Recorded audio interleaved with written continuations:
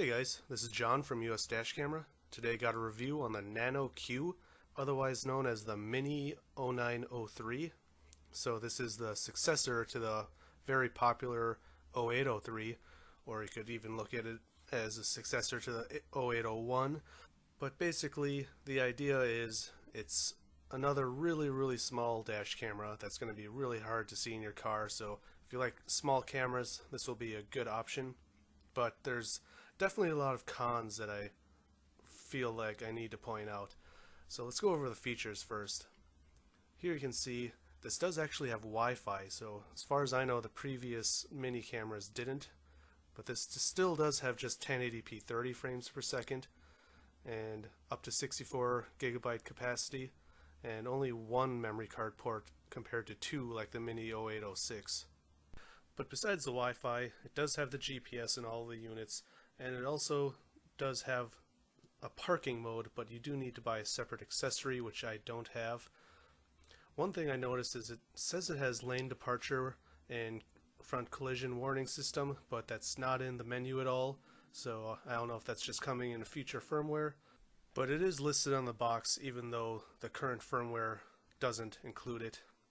Personally, I don't really like the lane departure or collision warning system because it's not connected to your car's computer, so it doesn't know if you're just changing lanes. And in general, every time I've tested it on cameras, I didn't even care for it. So it's not really a big loss for me. But here you can see everything that comes with it is pretty standard. We have a transfer cable, the power cable, and obviously the camera with couple mounts actually. What we get here is the actual 3M adhesive mount, but there's actually a second mount that allows you to connect it to a GoPro style connector, but if you want the GPS you do have to use the adhesive mount because that's where the GPS unit is. So let's take a look at the actual camera. It's a really round design, shaped like a pill this time.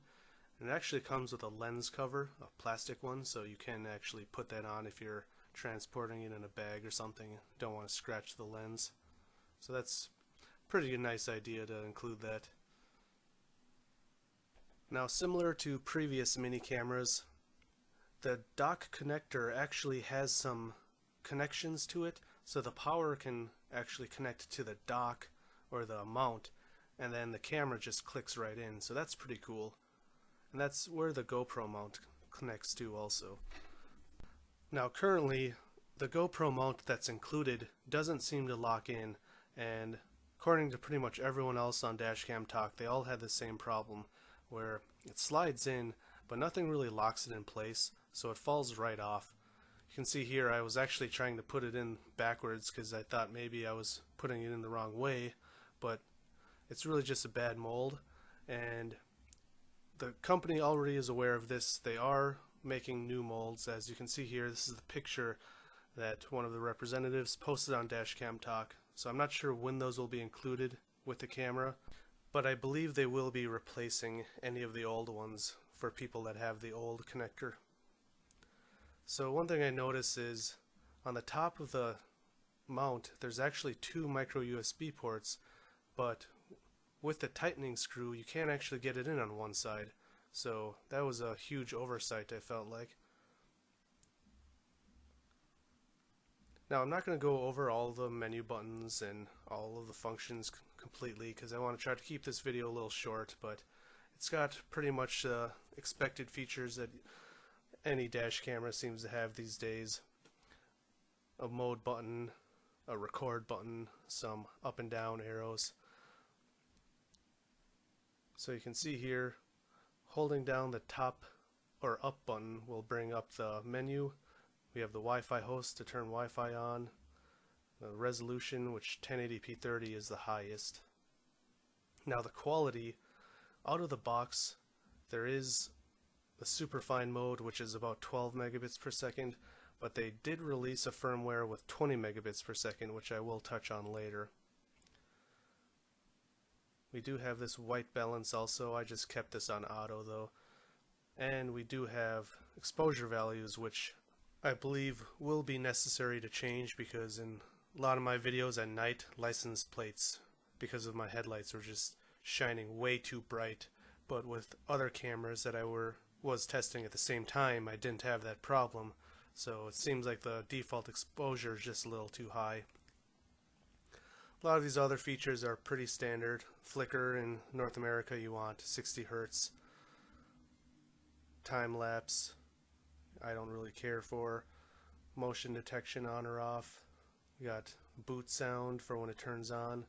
The blue indicator is, I believe, for the GPS. When it gets a GPS connection, the LED blinks blue. Now with the standby off delay, if it's not recording, it'll shut off after this time limit. The screen off delay is how long the screen will turn on or stay on while it's recording. So at night you really don't want it on all the time. It's actually illegal in some areas, so you do want this to turn off. I always pretty much have it at the shortest amount of time possible. Got some G sensor sensitivity. The GPS, you can actually have it only take a log of your location, or you can actually have it also display the miles per hour or kilometers per hour. So you can have a custom driver number, such as your license plate, timestamp, date and time. Got several languages, or just 2 languages. Gonna go ahead and format the card. We got to restore defaults and the version that comes with it right there. So I want to quick demonstrate the Wi-Fi. I downloaded Final Cam from the App Store or the Google Play Store, and this is one of the apps that the company recommends.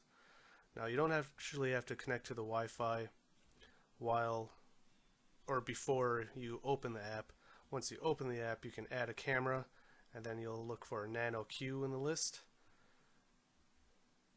And then the default password is 12345678. Now a lot of people don't even care for Wi-Fi. I personally always liked Wi-Fi with my Blackview cameras, but those cameras don't have screens, so it's a little less necessary, I feel like. You can really get the correct angle while installing the camera with the screen. You don't really need the live view feed, but there's a couple settings in here, as you can see, but you're not going to get all of the same settings as actually using the menu on the camera. So again, this app is pretty light. I know some users are saying that they shouldn't have even put Wi-Fi in it, but you can download the clips also, so that is one convenient feature. Although you can't actually view the files, you can only download them, so that's a little strange to me, but I couldn't figure out a way to actually watch them. And of course you can view the live feed, and once you're in the live feed you can actually change some of the settings again. You can actually change some of the settings of the live feed also, so you can view a lower quality feed. I just had the camera plugged in on my floor while doing this, but like I said, it's pretty limited. I think the only real use I would use it for is to transfer files from the camera without actually taking it down. Although I do need to point out that to turn the Wi-Fi on, you do actually have to go into the menu and turn Wi-Fi on each time with the Wi-Fi host. So every time you still have to access the menu on the camera. So let's take a look at some footage. Now, I noticed that some of my video files have seemed a little blurry. It's not like you can't make anything out in the distance, but they don't seem especially crisp or clear, I would say. I'd say they're passable, but some users on Dashcam Talk were reporting this, and it seems to be from too much heat. It's possible that on hot days the plastic is warping slightly and moving the lens just slightly, and that is actually a common issue with some cameras like Blackview cameras, and that's actually why the Street Guardian SG9665GC advertises the full metal enclosure for the lens, because the metal enclosure isn't going to warp like plastic from, typical summer heat. Now, one issue I've had with the night footage, or when it's dark, is sometimes it has a really grainy appearance. You'll see here as I pull out of this garage, as soon as I pull out into the parking lot outside, a grainy image starts to form, and this doesn't always happen though. But it's pretty annoying actually, and here on this clip you can notice, like I mentioned before, the license plate is completely white, but when I looked at my other dash cameras that were recording at the same time, they didn't have this issue, so you should turn down the exposure value. But in this clip, it is worth noting that it's not grainy, so I'm not sure what's causing the graininess. I thought maybe the GPS or something was causing some sort of interference, but it seems to be hit or miss with the night quality. Now this is actually with the 20 megabit per second firmware, and it still has that same issue. Now, I would say overall, during the day footage it made a slight difference, but overall it didn't actually make such a big difference that I would suddenly, say the video quality is great. I actually think my Mini 0806 was significantly better. It also supported 1296p and the 1080p ultra-wide mode. It also just seemed to have consistently better overall video quality even in the 1080p mode. Now, at the time of release it was more expensive than what this camera is launching at about $80 to $90, but it doesn't have some of those special features like Wi-Fi, and not all of them come with GPS, but some people don't even want those features, so you might be better off just getting the Mini 0806 anyways if you don't want those features. So, like I said in the caption, the GPS seems pretty spotty, and other users have been reporting that also, but most of my clips have been capturing GPS, and you can see here with Registrator Viewer, it does seem to work just fine when it actually captures the GPS. Personally, I don't really care for the GPS features typically, or I don't actually view the files on Registrator Viewer like this, and I don't really care to be able to skip around the GPS map and click around. But I do know a lot of people actually do like the feature, so I wanted to point out that it does work with Registrator Viewer, at least when the GPS gets a lock. So overall, it seems like I've had some pretty negative opinions about this camera. I would say it's just a mixed opinion currently. The best way I could describe this camera is a work in progress. There's so many issues currently, like for one, the GoPro mount doesn't even fit. The power cord only fits on one of the sides of the mounting plate. If you get the parking guard accessory or the hardwiring kit, you actually need to get a 90-degree angle connector, because that actually has to connect directly to the camera as opposed to the adhesive mounting plate. So similar to the oversight of how one of the mini USB ports doesn't even work with the power connector because the screw gets in the way, the mount gets in the way of the parking guard hardwiring kit. So these are a lot of oversights that I think are sort of annoying, and it seems like the camera was just rushed to market. But what's great is the company is working on fixing all of these issues, so maybe you just want to wait a little while if you have your eye on this camera. But even those few things weren't even all of the issues I had. Like I said, the focus seemed to be off a little bit. Some users were even opening their cameras up to see if they can make the lens actually focus better and not get affected by the heat. And of course there's the GPS issue where it didn't always lock on GPS for me and other users on Dashcam Talk. There's some good things to say about the camera. For one, it's an interesting design. They just need to really get those power cords and accessories to fit properly. It is really tiny, and I like that because I really like discrete cameras, so the form factor really appeals to me. For $20 to $30 more than a G1WC, I think it's a much better form factor. And that's another thing is this camera does actually have a capacitor, so unlike the previous mini cameras that had batteries, this should be able to stand up to heat much better, which would be very necessary if you're actually going to use the parking guard mode. Now the ultimate question is if I would recommend this camera. Currently I would say wait or watch the Dashcam Talk forums. I'll provide a link down below to that specific sub-forum that focuses on the Nano Q.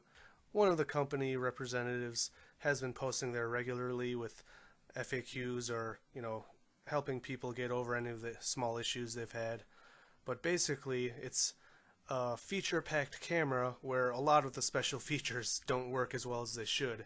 So for $85, $90 or whatever you can get this for on whatever site you're buying it on, is it really worth the lower quality or hit or miss night quality for that GPS and Wi-Fi? That's really up to you. Some people would rather just have a Mobius. The Mobius costs about the same amount, but doesn't have any of the special features like this camera has. And the Mobius also doesn't really have that great of night footage either, so it's not like it's excelling in video quality on all fronts. I will provide a link down below where you can purchase this from either Amazon or DigCams. DigCams did actually provide this to me for review. They told me that they're likely going to send me a second updated one, and hopefully all of these issues have been ironed out, and if that's the case, I'll do a follow-up review and maybe I'll be able to recommend it much more. But until then, check down below and read some of those Dashcam Talk threads about this camera, because by the time you watch this video, maybe some of these issues have already been solved and maybe some users have been able to update on any of these issues, so check those below. So I hope this review was helpful to you. If you like this video or my other videos, I'd appreciate if you hit like and subscribe. As usual, drive safe, thanks for watching, and I'll see you next time.